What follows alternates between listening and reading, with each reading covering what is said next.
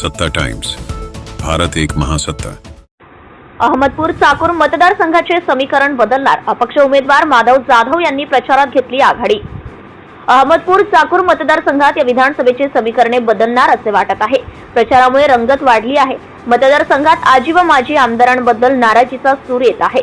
समोरील उमेदवाराची मराठा समाजाबद्दल, मराठा आरक्षणाबद्दल भूमिका स्पष्ट नसल्यामुळे मतदारसंघातील मराठा समाज नाराज आहे।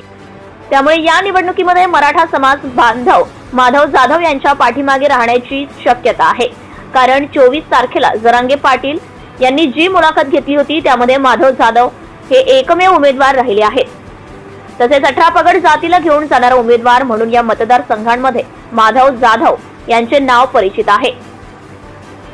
सध्या संपूर्ण मतदारसंघामध्ये माधव जाधव या नावाची भरपूर चर्चा होत आहे। मतदारसंघातील युवकांनी युवा आमदार करण्याचं ठरवलंय। माधव जाधव गावोगावी कॉर्नर बैठका घेत असून त्यांना भरपूर प्रतिसादही मिळत आहे।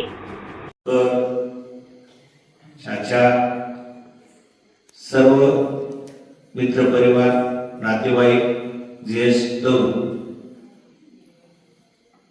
17 सप्टेंबरला अपक्ष निवडणूक लढवणार म्हणून जाहीर केले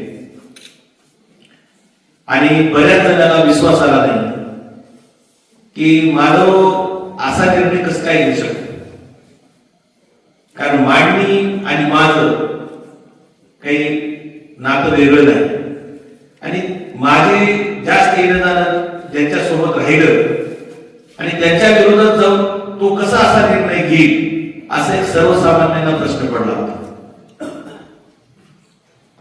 पण तो प्रश्न 2022 पासून चालू झाला होता आणि तुम्ही लक्ष पण केला असेल की गेल्या 1.5-2 वर्षापासून मी त्यांच्यासोबत यायचं कमी केलं होतं आणि जसं मार्केट कमिटी झाल्यानंतर मी मंचकराव पाटील साहेबांना आम्ही यायचे काही कार्यक्रम, लग्न असतील, काही बघत असतील, काही वास्तुशांती असतील कशा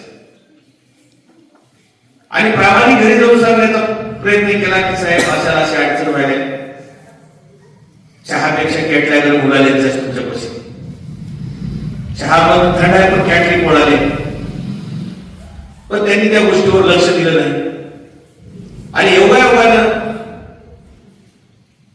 त्यानंतर एक 5-6 महिन्याला मार्केट कमिटी झाली की 2 महिन्याला त्यांनी अजितदादा गटामध्ये जाण्याचा निर्णय घेतला। अजितदादा गट कुठे त्याही वेळेस माझं मत व्यक्त केलं। अजितदादाचं शपथविधी चालू असताना फोन केलेला आहे तिथं, साहेब तुम्ही 1.5 वर्ष सत्तेत जायचंय का पुढचे 5 वर्ष आमदार राहायचे ते तुम्ही ठरवा। इथं आपली कॉलेजवर बैठक झाली, आपल्या इथले मी काही जण कार्यकर्ते आले असतील, 90% कार्यकर्त्यांचं म्हणणं होतं की शरद पवार साहेबांकडे राहायला पाहिजे आणि त्यांनी देखील तसाच निर्णय घेतला होता की कार्यकर्त्याचा योग्य मताचा सन्मान केला। पण काही अडचण असेल त्यांनी मुंबईला गेले शरद पवारकडे जाण्यासाठी, पण गेले अजितदादा गटामध्ये आणि मग लोकसभा लागली। लोकसभा लागल्यानंतर मला म्हणे यावेळेस भारतीय जनता पार्टीला मतदान द्यायचे म्हणून लोक नाही आणि मी स्वतः काँग्रेसचं काम करणार साहेब माझ्या आणि मी त्याचं काम करत होता त्यासोबत माझ्या त्या नियोजन द्यायचं काम नाही, मतदान काँग्रेसला दिलं होणार नाही। मी माझ्याकडे नियोजन मी नको, काही नको, मी काँग्रेसला मतदान करणार साहेब म्हणून मी त्यांना सांगितलं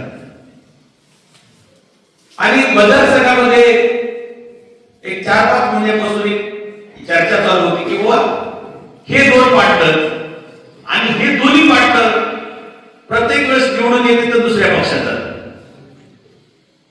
हे इतिहास आहे। 2009ला शिरूरचे पाटील राष्ट्रमधून आले, 18 पगड जातीचा एक रिडालो सुरू होता, त्याच्यामध्ये आंबेडकर साहेब, आठवले साहेब दोनदा आले होते भाषण करायला, जानकर साहेब आले होते आणि त्या पक्षातून निवडून येऊन पुरोगामी विचारांची मतं घेऊन सर्व 18 पगड जातीचे मतं घेऊन जसं यांनी सांगितलं तसं त्या पद्धतीने त्यांनी राष्ट्रवादीमध्ये 3 त्याच्यात बोलत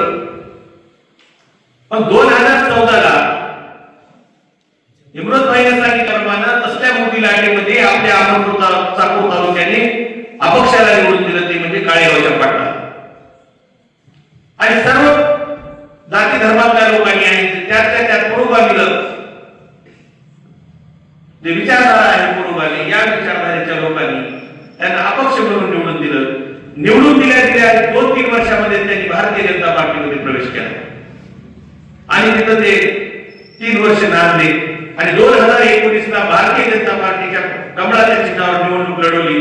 त्यांच्यावर रोष व्यक्त करण्यासाठी शिरूरच्या पाटलाला आपण सर्वांनी, त्यात मी देखील आहे, 30,000 मतांनी, जी की आतापर्यंतच्या इतिहासात एवढ्या जास्तीच्या लीडनं आमदार कोणीही निवडून आलेला नव्हता, 30,000 मतांनी त्यांना निवडून दिलं. आणि त्यांनी आपल्याला बक्षीस काय दिले तर फडणवीसच्या मांडीला बसले.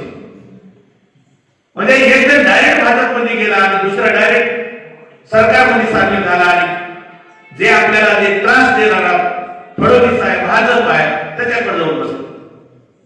मग ही कुठं तर चर्चा मतदारसंघामध्ये चालू होती. माझंही 1-2 वर्षापासून पटना गेलं. मग याच्यासाठी सर्व मित्र परिवारांनी आम्ही विचार केला.